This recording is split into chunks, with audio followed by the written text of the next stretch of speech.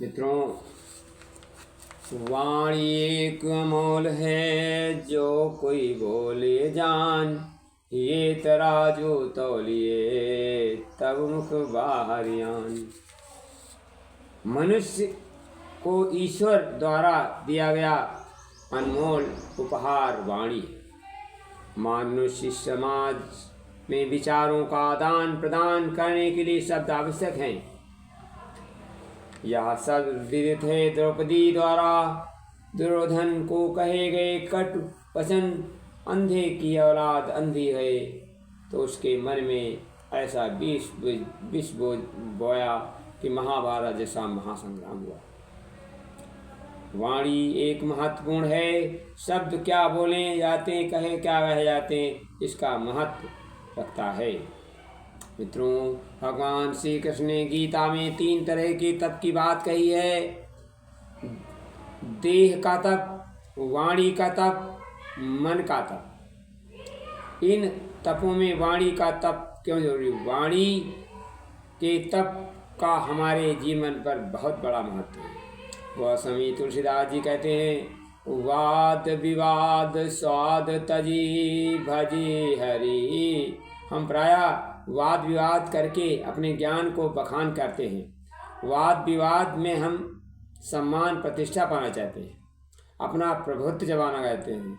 हम बुद्धिमान हैं, ज्ञानी हैं, सर्वश्रेष्ठ। इसके अलावा हम स्वाद के पीछे भागते हैं। इसके लिए तरह तरह के व्यंजन चखते हैं। खट्टा मीठा तीखा खाने लगते हैं। खट्टा मीठा तीखा खाने का क्या होता है? खट्टा मीठा तीखा अधिक खाने शरीर में पंचभूतों का असंतुलन बिगड़ जाता है।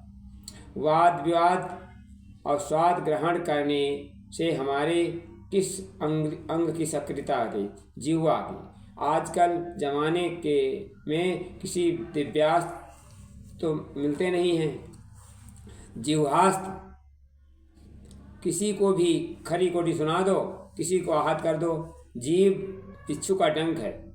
इसलिए भगवान कहते हैं, इससे काम नहीं चलेगा। वाद विवाद स्वाद से काम नहीं चलेगा, स्वाध्याय का काम चलेगा।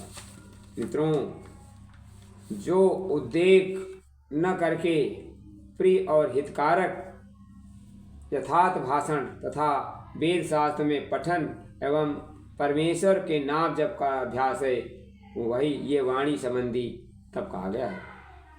तप में मन यूँ नहीं लगता है। मन लगाने के लिए बहुत कुछ करना पड़ता है। बार बार हमारी यादें, हमारी आदतें तप साधना में बाधा पहुंचाती है। इसलिए यथासंभव वाणी का तप करो।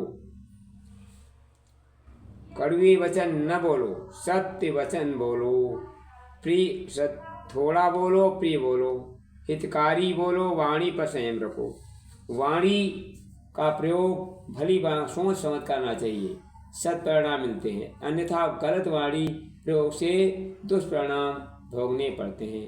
वास्तव में मुख से निकला प्रत्येक शब्द जिस प्रकार मंत्रों का उच्चारण किसी मांगलिक अवसर पर होता है, उसी प्रकार शब्दों का प्रयोग मंत्रों की तरह उपयुक्त अवसर पर देख मंगल के लिए होना चाहिए, तभी सुखद परिणाम होते हैं। असत्य, तिरस्कार पूर्व, निंदक और शांत और कलह पुनः भड़काने वाले वचन बोलने से, बल्कि सत्य मधुर वचन बोलने से वचनों का पूर्ण संचय होता है।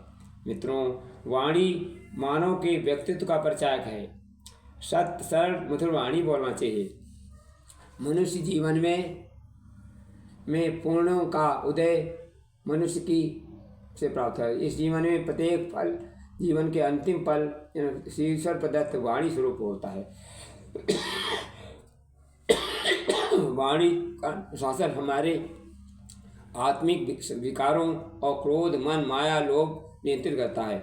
हमारे परम पूज्य ऋषि ने बताया, एक शेष जी को कुष्ठ रोग हो गया था। पूरे शरीर में कुष्ठ रोग फैला हुआ था। उस महात्मा जी के पास तो गुरुदेव मेरे कुष्ठ रोग कैसे थे?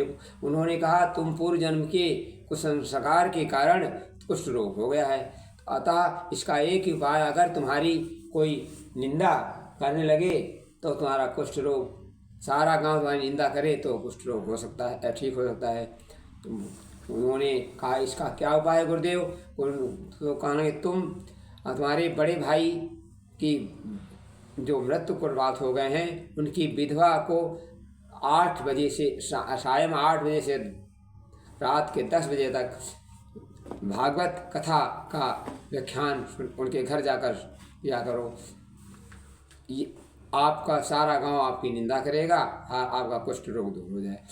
उनकी आज्ञा अनुसार वो प्रतिदिन 1 महीने तक भागवत कथा 8 बजे से 10 बजे तक सुनाने लगे और उनका सारा कुष्ठ रोग, सारा गांव उनकी निंदा करने लगा। उसका सारा कुष्ठ रोग दूर हो गया, केवल नाक में रह गया। तो गुरुदेव के पास बोलते नाक का कहना हम इस गांव में हम ही ऐसे व्यक्ति हैं जो तुम्हारा कुष्ठ निंदा नहीं करते, इसलिए नाक का रोग नहीं दूर होगा।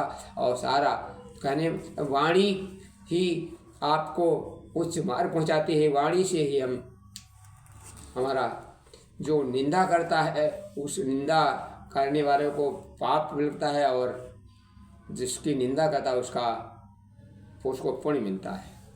धन्यवाद।